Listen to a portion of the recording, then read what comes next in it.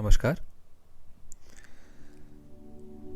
हमने ऊर्जा के जागरण की चर्चा की, ऊर्जा के फ्लो की चर्चा की और फिर उसके बाद ऊर्जा के संचय के विषय में बात करी कि किस प्रकार से प्रयोगों के माध्यम से ये किया जा सकता है।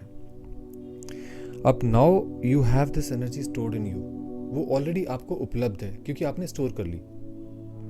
अब जब भी आवश्यकता होगी तो वो ऊर्जा स्वयं ही कार्य करेगी, वो आपसे परमिशन लेने नहीं आएगी। जहाँ आवश्यकता होगी उस समय वो स्वयं काम करेगी। अब जैसे आप सरल भाषा में कहूँ तो कहीं आपके चोट लगती है तो क्या होता है, ध्यान एकदम से स्वतः ही अपने आप उधर चला जाता है ना। तो ऐसे ही ये ऊर्जा जो हमारे अंदर स्टोर हो गई है, तो जब आवश्यकता होगी, हमारे अस्तित्व की सुरक्षा की आवश्यकता होगी, तो ये ऊर्जा स्वतः ही उन स्थान पर पहुंच जाएगी और हमारी रक्षा के लिए सतत कार्यशील हो जाएगी। तो ऐसे में सबसे पहला बिंदु तो हुआ कि ये ऊर्जा हमें उपलब्ध है। दूसरा, ये ऊर्जा ऑटोमेटिक है, अब अपने आप ही हमारे को ये संपन्न करने लगेगी, हमारी इच्छाओं को पूर्ण करने की ओर इस ऊर्जा का प्रभाव होने लगेगा। तो ये ऐसा होता क्यों है, क्या कारण है कि ये हमारे को एक तरीके से पूर्ण या संपूर्ण बनाने में लग जाती है, सिद्ध बनाने में लग जाती है। और दूसरा बिंदु जो हमने कल छोड़ा था वो ये था कि ये 9 बार और 6 बार क्यों। तो मैं पहले 9 बार और 6 बार का उत्तर देना चाहता हूँ कि सरल भाषा में अगर इसको समझें तो नवरात्रि में 9 दिन होते हैं और इन 9 दिनों में बहुत सारी शक्तियों की जागृति होती है, बहुत कुछ होता है। एक कथानक के हिसाब से अगर आप देखें तो सभी देवी देवताओं ने जब मिलकर के देवी को उपस्थित किया, प्रकट किया और उनको अपने अस्त्र शस्त्र दिए, तो ये जो प्रक्रिया थी ये 9 दिन चली। और इसको सब कुछ को, सारे ऑर्गन्स को, सारे उनके सब कुछ को ऊर्जा प्राप्त होने के बाद में, दिव्य अस्त्रों के प्राप्त होने के बाद में जो वो ऊर्जा थी देवी रूप में प्रकट हो गई। तो ऐसा ही हमारा शरीर भी है। ये ऊर्जा 9 दिन तक हमारे शरीर के विभिन्न अंगों को, उपांगों को प्राप्त होती है और उसके माध्यम से सभी प्रकार के रोग, जहाँ जहाँ भी वो जाती है, वहाँ जो भी नेगेटिविटी थी, जो भी रोग थे, उनको साफ कर देती है, उन्हें समाप्त कर देती है। और अल्टीमेटली हम 9वें दिन जो है पूर्ण देवी रूप में प्रकट हो जाते हैं, यानी कि पूर्ण शक्ति रूप में शक्तिपुंज बन जाते हैं और हम शुद्ध हैं इस समय और हमारी ऊर्जा हमारे पास उपलब्ध है। तो हम वास्तव में स्वयं सिद्धा की या सिद्धेश्वरी का पूजन करने की अब अवस्था में है। तो ये तो हुआ 9। और जो 6 है वो हमारी मन और 5 तत्वों से संबंधित है। तो अगर हम देखें तो ये सारी ऑर्गन्स में जितने भी क्रियाकलाप हो रहे हैं, पूरा हमारा काया कलेवर, जितना भी शरीर है और जो चारों तरफ हम दुनिया देख रहे हैं, ये सारी सिमट करके 5 तत्वों में समाहित हो जाती है। और इसमें जो चेतना का बीज दिखाई देता है वो मन में दिखाई देता है, तो इसलिए वो छठा। तो ये 5 और 1 6, ये 6 मिल करके इनको हम जिस समय ऊर्जा का पोषण देते हैं तो उसके लिए वो ऊर्जा कॉन्सेंट्रेट हो जाती है हमारी आत्म तत्व में, आत्मा में। क्योंकि आत्मा ही है जो मन को गति दे रहा है, ऊर्जा दे रही है, और मन ही जो है जो वो अपने पर्दों में उलझा पड़ा है कि मैं ऐसा, मैं वैसा। लेकिन जैसा भी, वो इस ऊर्जा को इन 5 तत्वों में प्रवाहित कर रहा है, जिसके कारण से हमारा शरीर गतिशील है। इसको अगर आप और देखें तो देवी ललिता का चित्र जो हमने देखा था, उसमें जो सदाशिव थे, पलंग के ऊपर जो प्लाई लगी हुई थी, ऐसा समझे, वो ऐसी प्लाई है जिसके माध्यम से नीचे सभी तत्वों को, उनको और नीचे के सभी तत्वों को ऊर्जा प्राप्त हो रही थी। इस प्रकार से सारे व्यवहार हमारे सुचारू रूप से गतिशील है। तो अब हम आते हैं अपने दूसरे तथ्य की ओर जो इस पे हमने चर्चा की, वो है कि ये ऊर्जा स्वयं सिद्धा या सिद्धेश्वरी कैसे है। अब देखिए, हम हमारे जीवन में जो कुछ भी हो रहा है उसमें 2 भाग हैं। एक वो जो कि हमारे जीवन के लिए अत्यंत महत्वपूर्ण है, जिसकी ओर हम कभी ध्यान भी नहीं देते हैं, जैसे कि श्वास प्रश्वास, सांस का चलना। जब किसी को अस्थमा होता है या परेशानी होती है सांस लेने में, तभी उसको अनुभव होता है कि सांस की कितनी महत्ता है।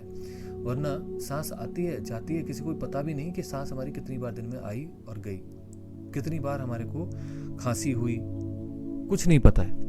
इसके अलावा आप देखिए, पूरे दिन रक्त का परिभ्रमण होता रहता है, सर्कुलेशन होता रहता है, चलता रहता है ब्लड।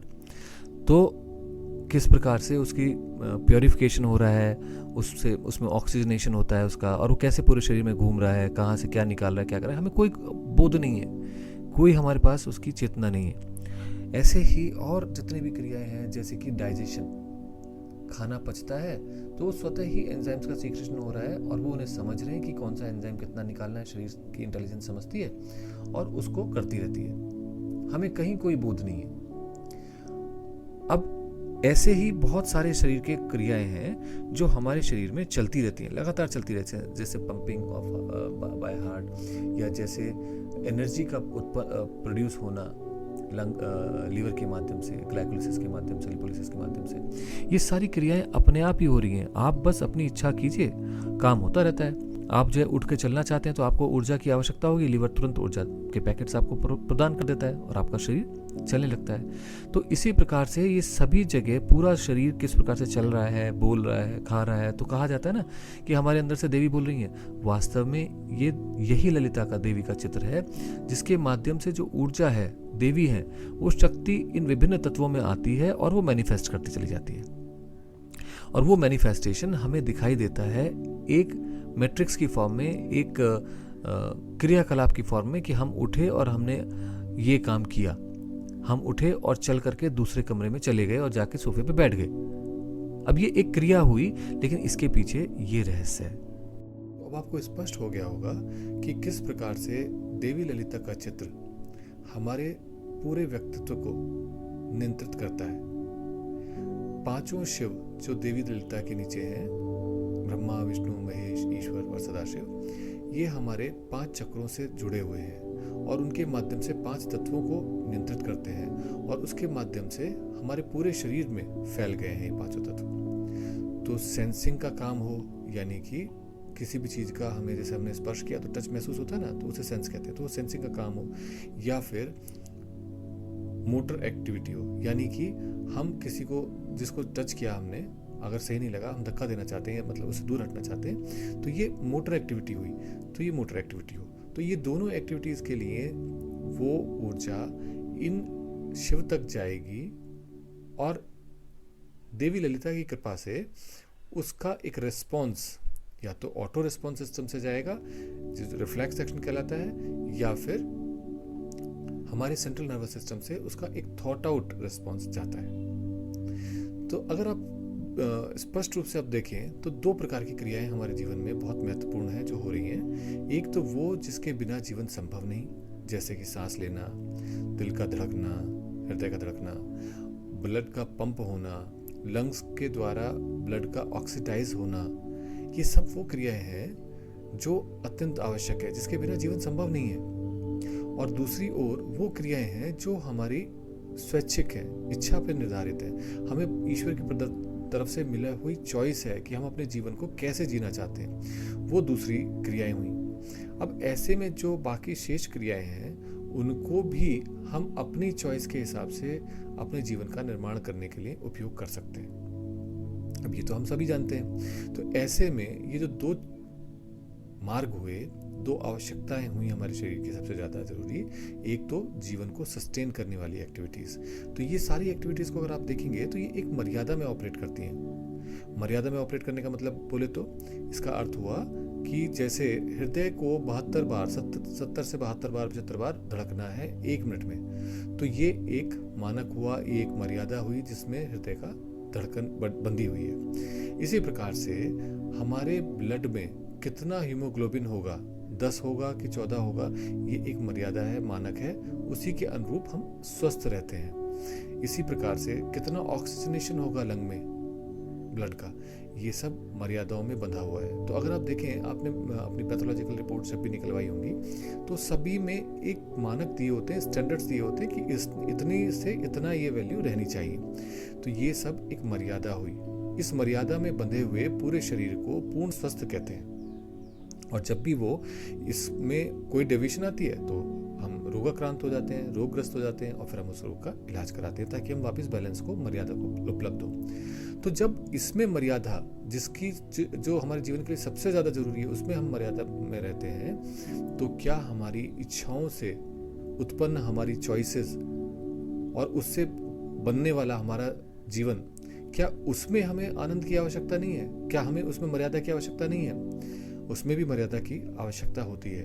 और इसी चीज को स्पष्ट करने के लिए इस सिद्धेश्वरी देवी के दिन रामनवमी भी मनाई जाती है।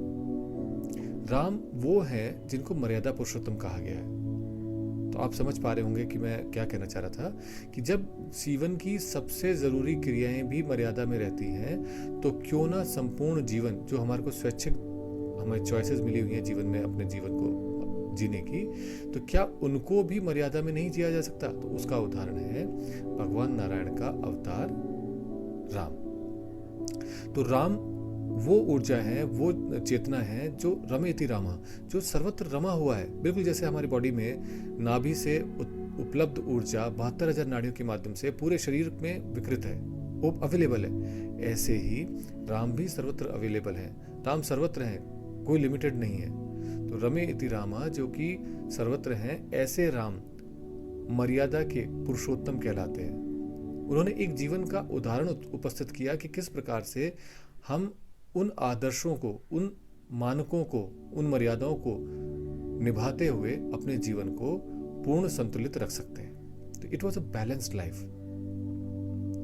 तो ऐसे में जब आज रामनवमी भी है और सिद्धेश्वरी का भी, सिद्धेश्वरी दुर्गा का भी नवरात्रों में पूर्णा होती है, तो ऐसे में एक सरल सा प्रयोग जिसमें बहुत कुछ करने की आवश्यकता ना हो, मात्र अपने दोनों हाथों को नाभि पर रख लीजिए और सांस के साथ आती जाती स्पंदन को ऐसे अनुभव कीजिए जैसे नाभि एक सागरवत हो और उसमें आप एक नाव में बैठे हैं। जब लहर आती है तो नाव ऊपर जाती है, जब लहर आती है तो नीचे जाती है। मात्र अनुभव करें अपने उस मौन का। ये बहुत गहरा प्रयोग है क्योंकि इसके माध्यम से आप सीधे अवेयरनेस में उतरने का प्रयास कर रहे हैं, होश में उतरने का प्रयास कर रहे हैं। कोई आवश्यकता नहीं है कि आप इसको ऑब्जर्व करने का प्रयास करें, इसमें ज्यादा अपनी तरफ से कुछ ऐड करें कि मैं ऊपर जा रहा हूं, अब मैं नीचे जा रहा हूं लहरों पे। कुछ नहीं करना है, मात्र उसको अनुभव करते रहना है। जो भी हो रहा है, जैसा भी हो रहा है, मात्र उसको अनुभव करते रहना है। तो इस प्रयोग को कीजिए और नवरात्रि की पूर्णता पर और रामनवमी के अवसर पर आप सभी को हार्दिक शुभकामनाएं। आज के लिए इतना ही। नमस्कार।